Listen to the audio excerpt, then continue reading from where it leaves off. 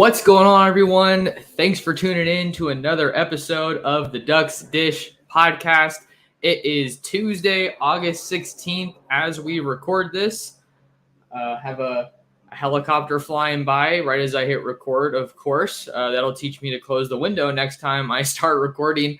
It's typically been pretty quiet today, so it shouldn't be too loud. Don't think it'll give us a lot of issues on today's episode, but thank you guys for tuning in to another episode of the Ducks Dish podcast. I'm your host, Max Torres, publisher and lead editor of Ducks Digest, covering the Oregon Ducks on Fan Nation, part of the Sports Illustrated Network. We have a jam-packed episode for you guys today. Got about 4 or 5 stories that I want to hit on today. The main one, of course, being the latest football commitment for Dan Lanning and the Oregon Ducks. But before we get into today's episode, just wanted to give a big shout out to all of you that are tuned in, watching us live on YouTube at youtube.com/Oregon Football Max Torres. That's where you can typically find all of our episodes first on YouTube with the live stream before they get posted on the podcasting platforms. But with all that being said, guys, if you are here and in the live chat, definitely go ahead and drop a comment. Let me know what you're thinking about the latest commitment. What else is on your mind as a Duck fan? We have Trevor here. Believe he is a longtime supporter of the show. So great to have you here, Trevor. Trevor says, "Sco Ducks." So throw a comment in there, ask me a question, and I will do the best I can to get to it. Love interacting with the fans, as this is a show for you guys as we continue to build the Ducks Dish community. So with all that being said, the second time I'm saying that, let's get into our first and main story of the show, and that is Oregon football landed a commitment on Monday afternoon from 2023 athlete Kenyon Sadiq. It was a bit of a surprise commitment because, well, you don't hear that too often, but the reason it was a surprise commitment is because Kenyon Sadiq announced a top 3 of Washington, Michigan, and Iowa State at the end of July. So clearly you don't see Oregon included among those final schools. And then Monday comes around and the Ducks find themselves landing a new commitment. And I'd say a pretty needed commitment. Just a little bit more background from Kenyon Sadiq and who he is, where he's coming from, that kind of a deal. He's listed at 6'3", 220 pounds, and he is a 4-star athlete according to the 247 Sports composite rankings. And he attends Skyline Senior High School in Idaho Falls, Idaho. Kind of interesting there because you don't see Idaho as a state that Oregon has recruited super heavily of late. I remember that I want to say Devin Culp was out of Idaho. I could be wrong. It was either Idaho or Spokane, but he was a former Oregon tight end commit that ended up playing his ball at Washington. So we don't need to talk about that, but interesting to see Oregon get a player out of Idaho just because it isn't a state, like I said, that they recruit super, super heavily. But Kenyon Sadiq is the number 310 player in the country, according to the 247 Sports composite, number 20 athlete in the nation, and the top prospect in the state of Idaho.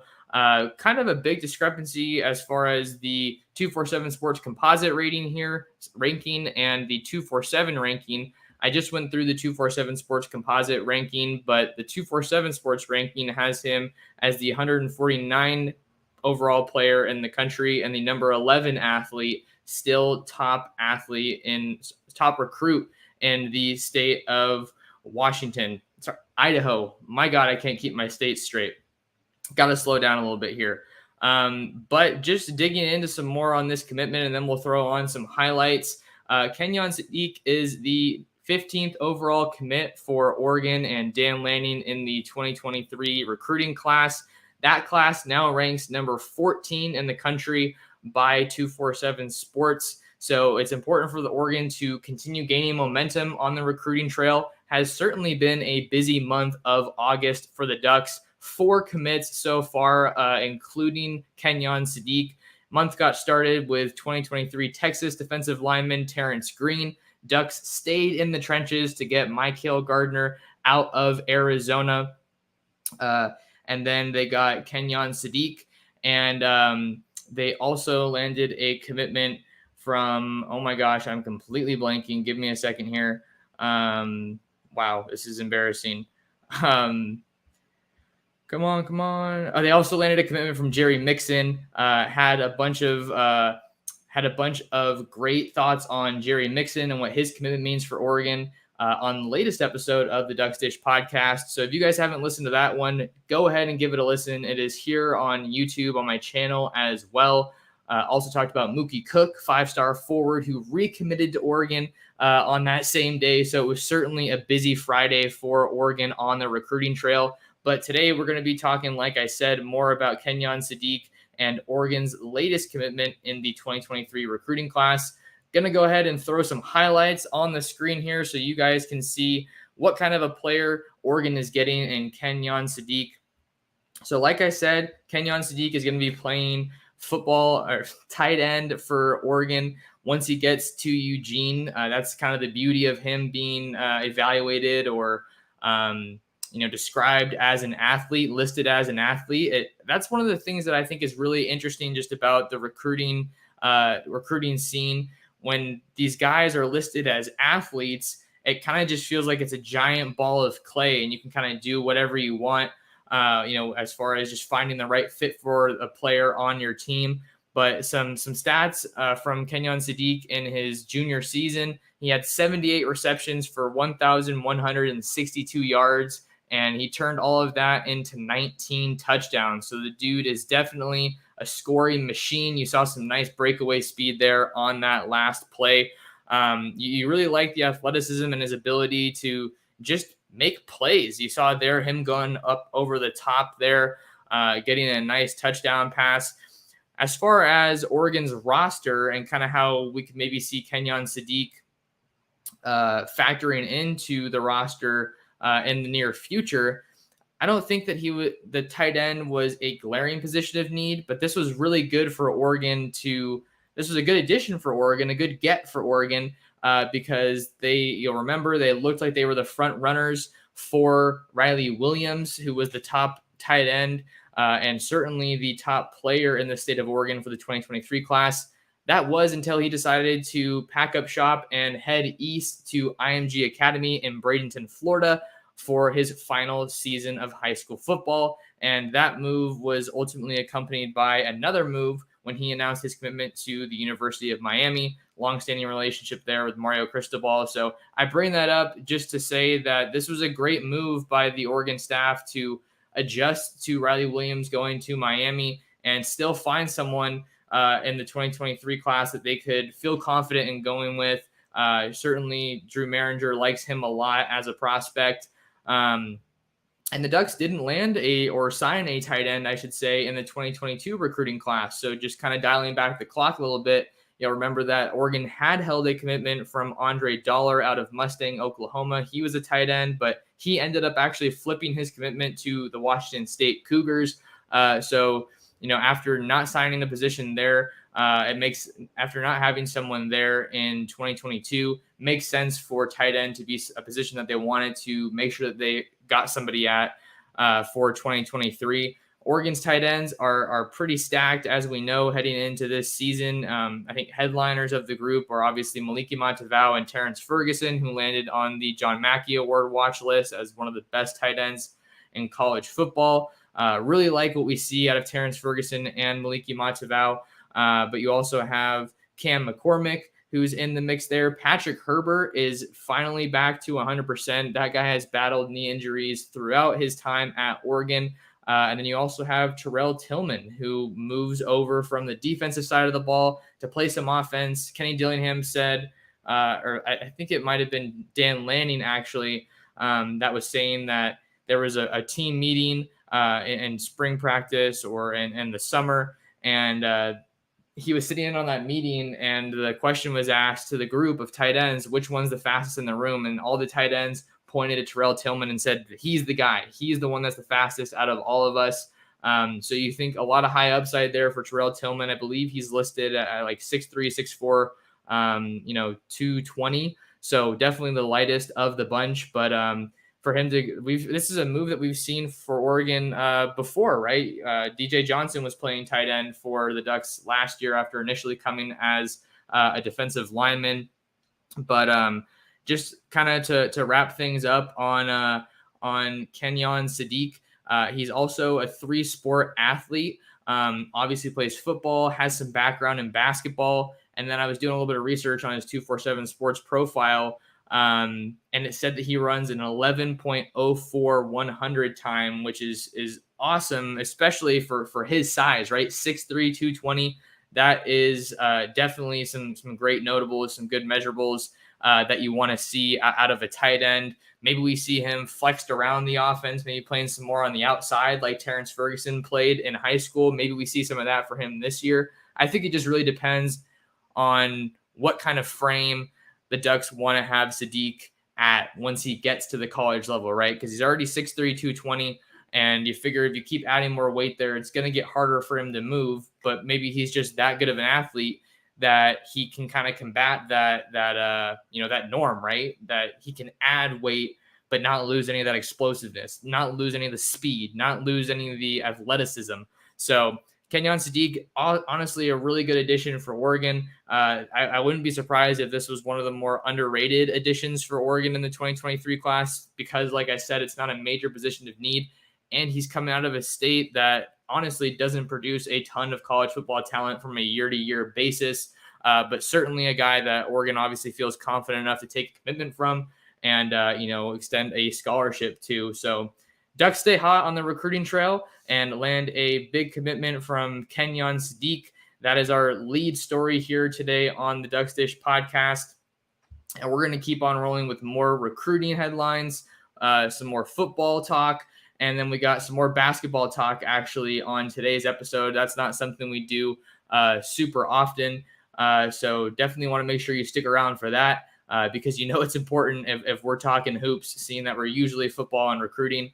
Now we have our next story of the show. And I guess you could say it's a little bit more of a negative story, but I think it's still worth noting to shed some light and insight and commentary on. 2023 Sacramento offensive lineman Alani Noah announced his commitment to USC this morning, choosing the Trojans over the Ducks. And this is another miss for Oregon on the recruiting trail. And I know that the offensive line has been a position kind of under a lot of scrutiny on the recruiting trail so far in the recent weeks. You'll remember that last month, the Ducks also missed out on another guy who committed to USC, that being 2023 Kennedy Catholic out in Burien, Washington, offensive lineman Micah Benuelos. So those two are now both in Lincoln Riley's 2023 recruiting class. And it's an interesting ebb and flow to see, right? And kind of a cool rivalry a little bit between Oregon and USC at a position that we really don't see too much competition for. I think if this was a Mario Cristobal, Alex Mirabal recruitment, I don't think there's a doubt in my mind that Alani Noah and Micah Benuelos end up at Oregon, but that's just because those two guys produced the position at such a high level, and they were both just such elite recruiters. You saw what they did in Oregon's 2022 class. And I say all that, I don't want that to come off as a slight to Adrian Clem at all. After all, he did land Josh Connerly Jr., who was the number one tackle in the 2022 class. So if anyone's taking that as, some shade at Clem, let's just pump the brakes a little bit here. But I think it's interesting to talk about because we're going to see USC and Oregon go back and forth on the recruiting trail, right? They recruit a lot of the same guys. Lincoln Riley's definitely made it a point to get back out in his backyard for USC and recruit some of those top players from the Southern California area. I was just at Long Beach Poly yesterday, and I talked to Dylan Williams, a 2024 linebacker committed to USC, and he's still got a number of schools that are recruiting him, including Oregon. So I'll make sure to get a story out on that from that interview. But I just thought that was an interesting note to throw out there because USC and Oregon don't usually battle for offensive linemen too often. So now we kind of have to reset again and, track some of the names that Oregon is still involved with here in the 2023 recruiting class. The biggest name that they're still involved with, I would say, is Samson Okunlola, the 5-star offensive tackle out of Braintree, Massachusetts. I feel like he's definitely a reach at this point. I wouldn't go as far as saying Oregon's the leader. In fact, I would probably say that goes to Miami or maybe even Michigan State. Mel Tucker has done a pretty good job just getting a lot of juice around that program in East Lansing. But Samson Okunlola, definitely a name to track there. You also have Logan Reichert out of the Kansas City area, Spencer Fano from Provo, Utah. A little bit of a newer name to watch on the recruiting trail for Oregon, Caleb Lemieux. He's an Arizona offensive lineman.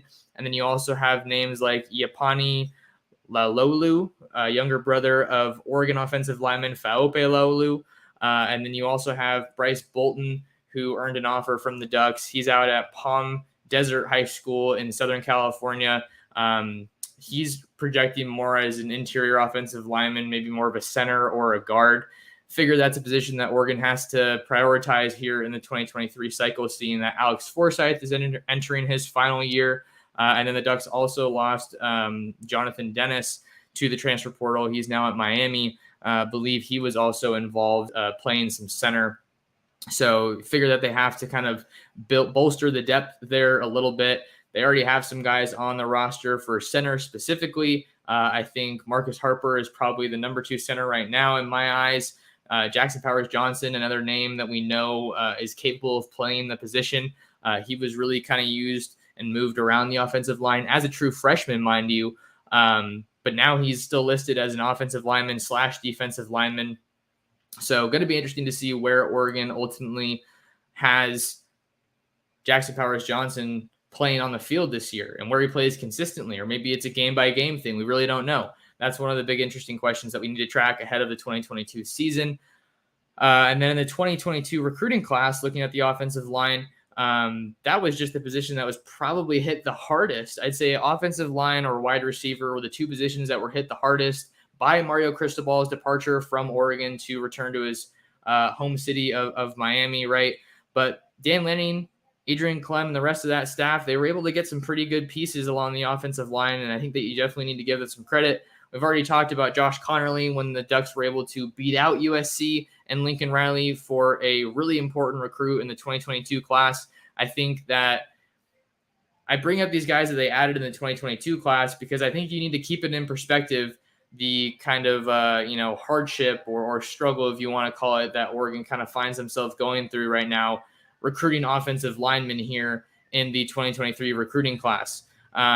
So we talked about Josh Connerly Jr. out of Rainier Beach. And then you also have Dave Yulee, who was a former commit that the staff was able to get back in the fold. Not something that you see as a common trend in college football recruiting. Usually a guy decommits and then, other schools, a lot of times because other schools were in the picture there while he was still committed. So I think that that's something that you definitely need to give the staff props for with Dave Yulee getting in the fold. And then they also got Kavika Rogers out of Hawaii as kind of a late addition. I think he's kind of like a lower floor, high ceiling kind of guy. But Hawaii, every year they produce some pretty good guys. And I think that Oregon is certainly smart to continue that pipeline, keep it going. And then the last thing that we need to consider, a couple more notes on that actually. Most of this offensive line is going to be gone after 2022, right? A lot of us know that. Alex Forsyth, TJ Bass, Ryan Walk, Malisala Amavai-Laulu, they're all entering their final college seasons in 2022 with the Ducks. But Stephen Jones, Dawson Jaramillo, those are 2 guys that played a pretty good amount of snaps in 2021, and they would still have the option to come back for another season in 2023 if they wanted to. And then there's also the transfer portal. I think that's another option that, while not ideal necessarily, maybe we see Oregon utilize the transfer portal to find some offensive line answers if they're not able to kind of get the guys that they want here in the 2023 recruiting class. Really interesting comments from Dan Lanning earlier on in fall camp, and he was talking about how he thinks that, I'm paraphrasing a little bit here, but there's kind of an interesting deal around the transfer portal. Some people think that all their answers are there, but he was saying that he doesn't think all your answers are there. The answers are there and, recruiting guys out of the high school ranks, and then knowing your roster really, really well, knowing the guys that you have, how they project, and then obviously how you think some of these high school guys can come in and hopefully contribute early.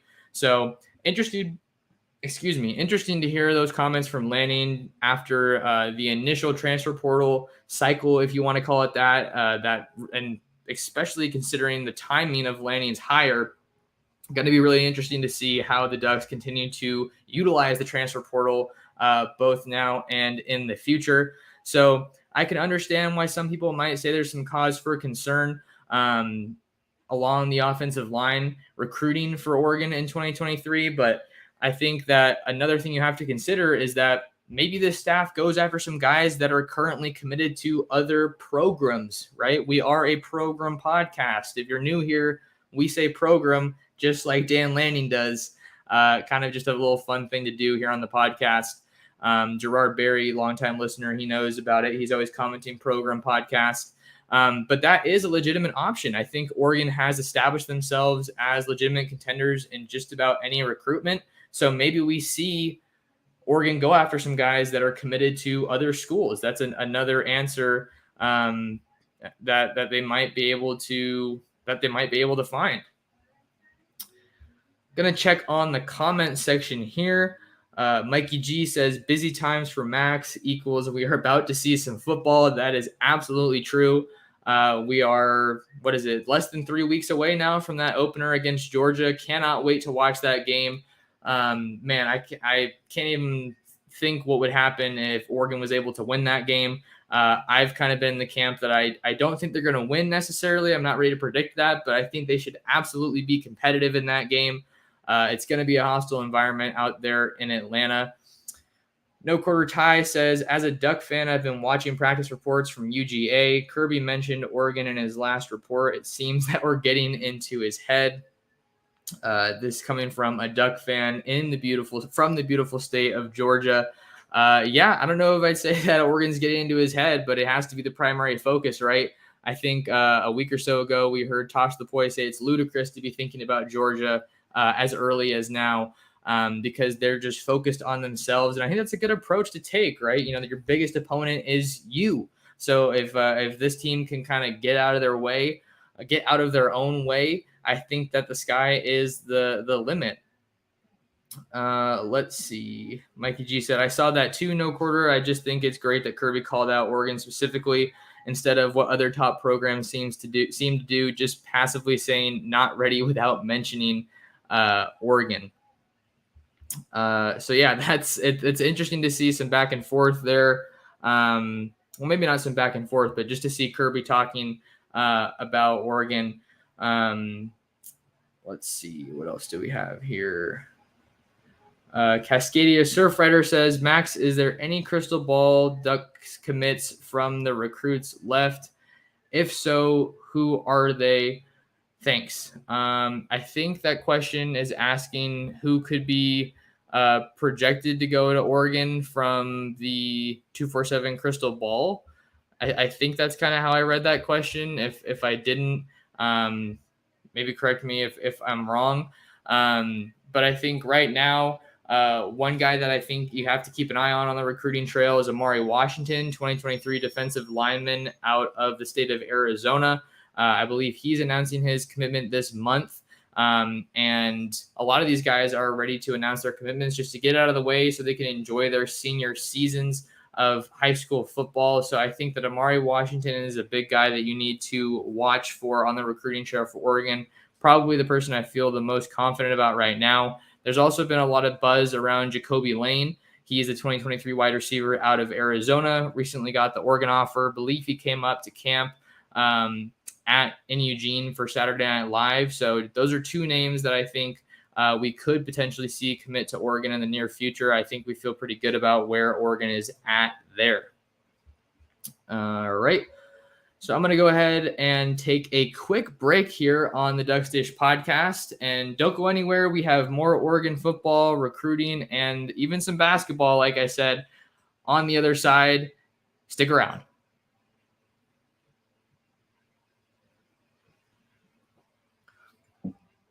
All right, welcome back to the Duck Stage Podcast. I'm your host, Max Torres. It is Tuesday, August 16th. We are live on YouTube, youtube.com/Oregon Football. Max Torres is where you can find us. And now we're going to go ahead and get into our next story. Let me go ahead and pull something up on Twitter, and then we will go from there. Right. Right. Okay. So our next story, we got an updated look at the AP poll ahead of the 2022 season. Going to go ahead and share my screen here. There you can see the updated AP Top 25 preseason poll. Not a lot of surprises, at least within the top 3, top 5, right? Number 1, Alabama. Number 2, Ohio State. Number 3, Oregon's first opponent of the 2022 season, the Georgia Bulldogs, defending national champions. Number 4, Clemson. And number 5, Notre Dame. Oregon finds themselves at number 11 in this episode of the in this edition, rather, of the preseason AP poll top 25. And then a couple other teams that stand out as noteworthy and where they're landing. You got to notice Utah there at number 7, led by Kyle Whittingham, coming off the program's first Pac-12 championship. Cam Rising, Tavion Thomas, Brent Keithy, Dalton Kincaid, some of the big names that are going to be coming back to Salt Lake City to play for the Utes in 2022. Lincoln Riley and the USC Trojans at number 14, coming off of a 4-8 season and raiding the transfer portal for a ton of elite talent. Is that too high? Is that too low? Give me some of your thoughts in the comments here, and we can discuss that. Also have another Oregon opponent in the non-conference slate represented here in the AP poll. The BYU Cougars at number 25. Looks like they're getting some respect here, getting some love in the preseason poll. Kalani Sitake, he's kind of established himself as one of the better coaches in the western region of the country, right? He led a BYU team that has predominantly been an independent for a very long time, but now there's a lot of buzz around that school. They went undefeated against the Pac-12 in 2021, and then now they're going to be heading out to the Big 12 conference in 2023. So there's definitely been some discussion about, after all this conference realignment stuff, should the Pac-12 go for BYU maybe and try to get someone like that to try to up the appeal of the conference, right?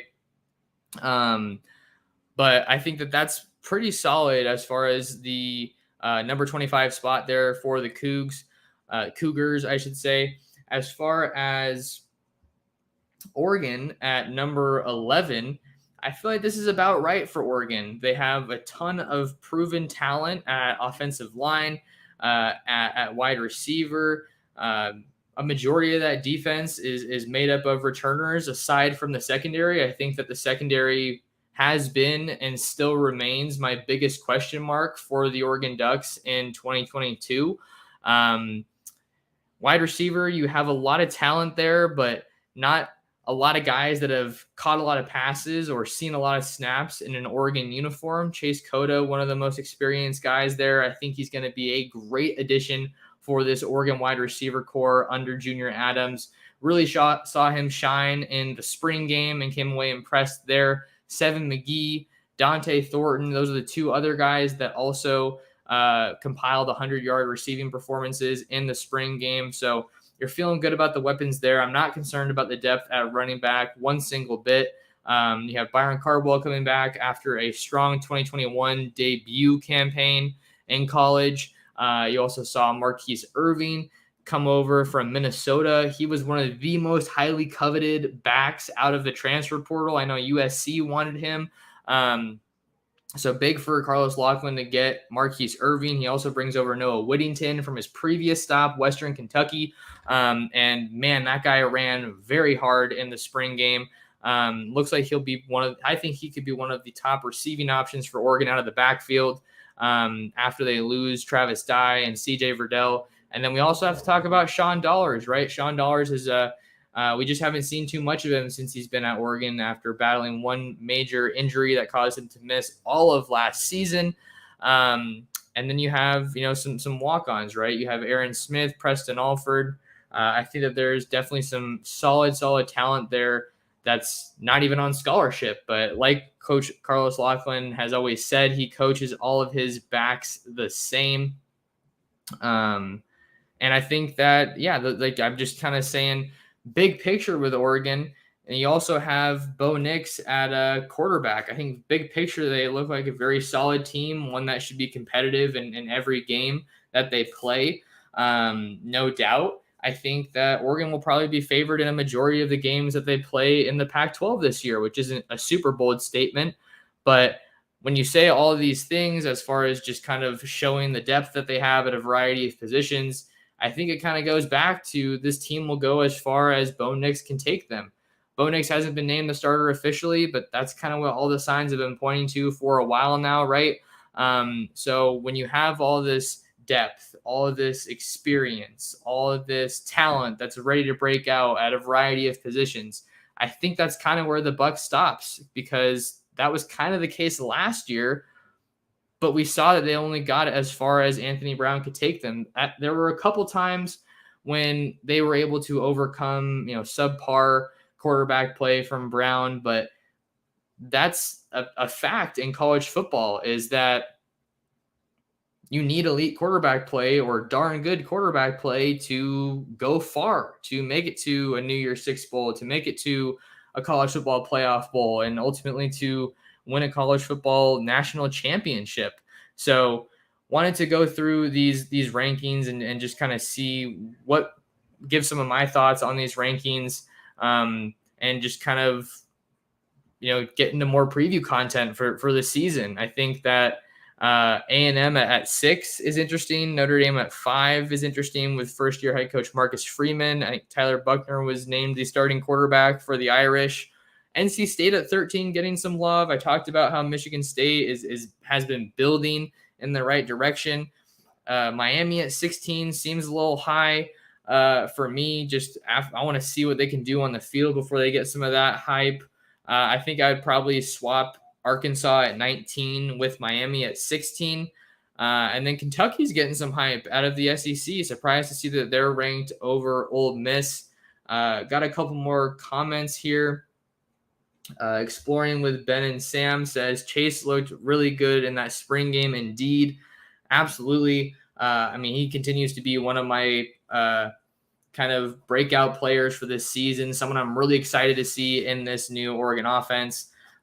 Jason Parmenter says, can't wait to see Oregon go for the kill this year instead of clinging to the lead. Could not agree with you more. If you guys have been watching the show for a while, that was one of my main criticisms for Oregon last year, is that they didn't put teams away. They were playing down to their opponent for a lot of games last season when they could have just been blowing guys out because they had that much talent on the roster.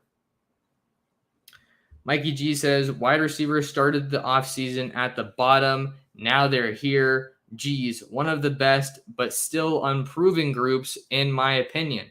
Yeah, I think I would probably say that as well. I think that was one of the groups that I wasn't necessarily worried about, but more so questioning. There's so much talent there, but not a ton of production returns from the 2021 season. We saw Troy Franklin take maybe a little bit longer than some people thought to make his way into the starting lineup.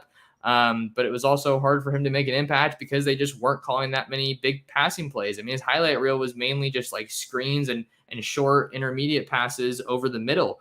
Dante Thornton made a quick impact as a true freshman, took his first touch to the house against Stony Brook. But we haven't even seen Isaiah Brevard.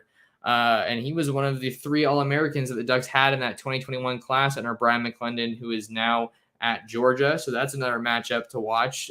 Oregon secondary against the Georgia wide receivers led by Brian McClendon at his alma mater. So that group underwent a lot of transformation rather. this offseason under Junior Adams. You saw them go out into the portal to get a couple pieces: Chase Cota, Caleb Chapman from Texas A&M. They also got Justice Lowe as a late addition to the 2022 class, a former Utah commit from the state of Oregon. And then we also have to talk about Kyler Casper, going out to get him out of the state of Arizona, which has been a major pipeline the Oregon staff has set up lately, getting him to reclassify from 2023 to 2022 so we can make an impact this year. And then getting the guys that you have coming back and trying to get them to take that next step. Chris Hudson is one of those guys that I think is in prime position to take another big step. He really came on so strong for Oregon at the end of last year when they were getting the brakes blown off of them by Utah. I feel like he was one of the only bright spots for an Oregon offense that was struggling tremendously. So Chris Hudson is definitely someone who has a lot of hype, and deservedly so. Seven McGee as well makes that move from running back to wide receiver, and man, he looked right at home in the spring game.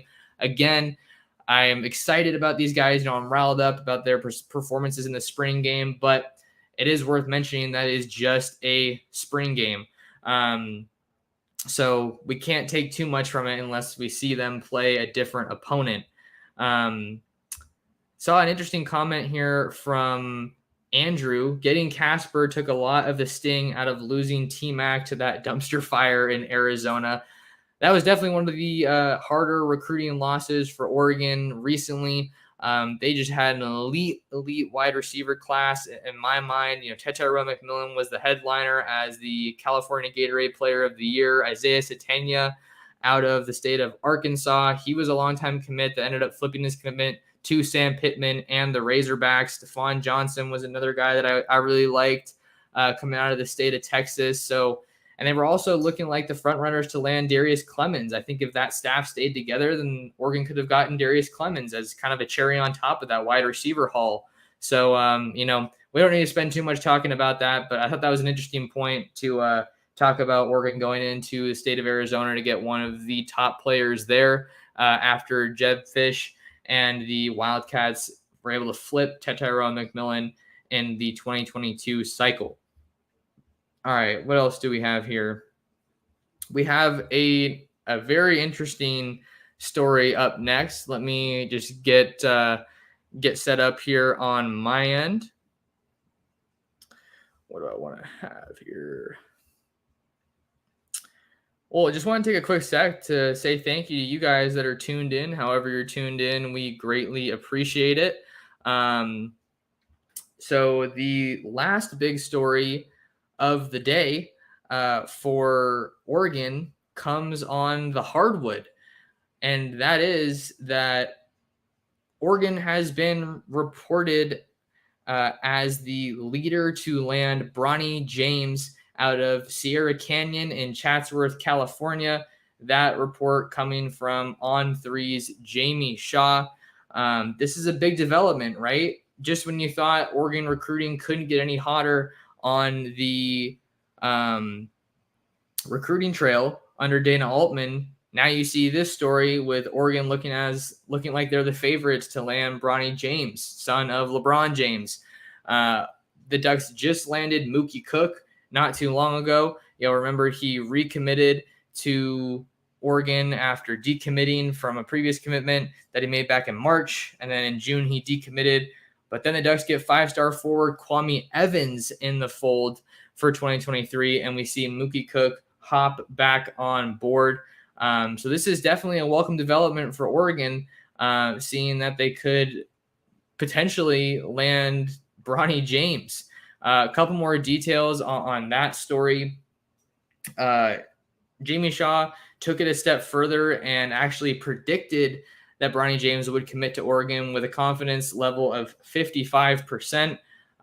Also wanted to go ahead and pull some quotes from that story. Just want to be totally clear that this is not me reporting it. I didn't do the story. All that credit goes to Jamie Shaw, national basketball recruiting analyst for On3 Sports. So this is one of the quotes that kind of stuck out to me the most. Shaw writes, speaking with sources close to the situation, the ties to Oregon are deep. We are told there is comfort with the situation, the circumstances, and the program. We are told James is going to go through the process. At this point, the plan is to take virtual visits, Zooms, and in-person visits to go through the whole experience. Sources tell us at this point Oregon has a lead and that James is looking like he will end up in Eugene. So this is a really interesting development for Oregon, not only because of the momentum that they have had on the recruiting trail, but because of some of the other schools that have emerged in his recruitment, or that kind of came out on his recruitment. Because he's a guy that's played his cards pretty close to the vest as far as his recruitment goes. Who knows? Maybe even the G League could be an option for Bronny. But as of right now, as of August 16th, 2022, it looks like he's going to be playing college ball before he gets to the NBA to, hopefully play with his dad. That's what a lot of people are hoping for.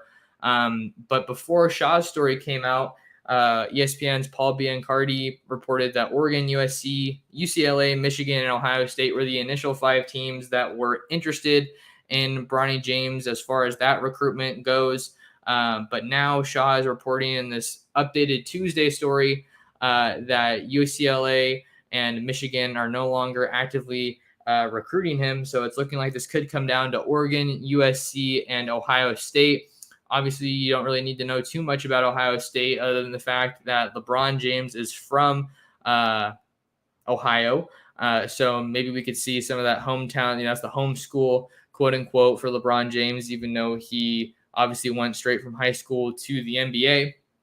But the story also went on to say that most connections between Oregon and James stem from Nike, which isn't that much of a surprise because LeBron James signed a lifetime contract with Nike. So this is the flagship school for Nike. Obviously, the University of Oregon, also called Nike U. There's another connection here with Oregon that could be working in the Ducks' favor. There's a connection between Bronny James and Mookie Cook. They were middle school teammates on the hardwood playing basketball. And then we also know, of course, that Mookie Cook is playing a young LeBron James in his upcoming movie, Shooting Stars. So the more we read about it, there's just so many connections that could potentially be going in Oregon's favor. Oregon's class currently ranks number 6 in the country for 2023, according to 247 Sports. That's with Mookie Cook, Kwame Evans, and local Westland point guard Jackson Shelstad. Evans and Cook are ranked significantly higher than Jackson Shelstad, but Jackson Shelstad looks like he'll be a solid 3 to 4 year contributor for the Ducks here coming up once he gets to the college level. So I thought that was a pretty interesting story, seeing that Bronny James was linked to Oregon. Dana Altman, there's no reason. He hasn't shown us a reason to not have faith in what he can do on the recruiting trail.